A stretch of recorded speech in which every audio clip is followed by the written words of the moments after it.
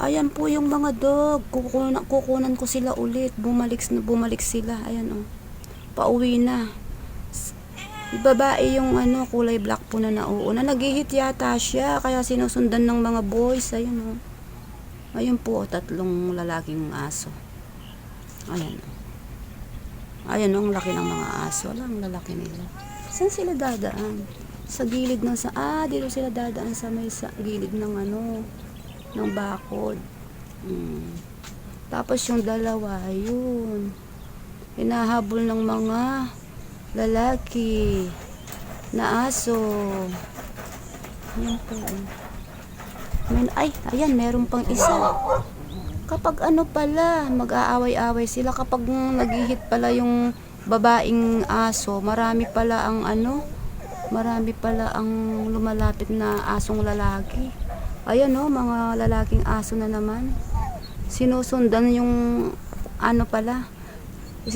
Naaamoy pala nila yung ano, yung aso na lalaki pag nag-ihit. Ayan, ang dami ng aso. Tapos pag aawayan nila yan, isang babae lang. Ayan o, 1, 2, 3, tapos 4, 5, 6 yung lalaki, yung isa nando sa gilid ng pader. Ayan o. Binabantayan ng kulay brown yung ano, kasi yan eh, magkasama. Iisa lang ang may-ari niyan, kaya binabantayan niya. Yung kulay black at saka yung brown. Aso ng dito sa kapitbahay namin. Binabantayan niya, walang makalapit. Kahit malaahon. Yung sumunod na ang daldal ko.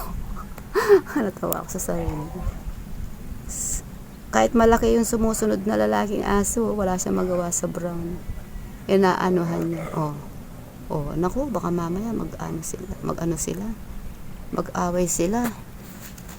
Kung hindi aso, ibon, pusa ang nandito sa bukid. Or minsan tao din. Minsan kalabaw, baka. Ayun. Naku, baka mag-away yung pagalitan ko pag nag-away. Kaso yung mga aso, pag naumpisahan nila, sana wag silang magkagatan, ganyan lang. Naku, nag-ingay na naman si Bito. Pasensya na po kayo sa pusa ako, nag-hit siya, kaya ganun. Kaya maingay po. Nag-hit.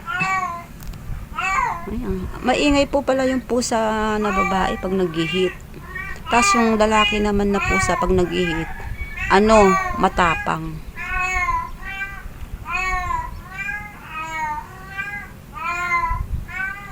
Nag-ihit ang pusa ko, kaya maingay. Pasensya na kayo, nag-ihit po siya. Bye-bye na po. Thanks for watching. Ayan po yung bukid. Ayan na. Bye-bye po.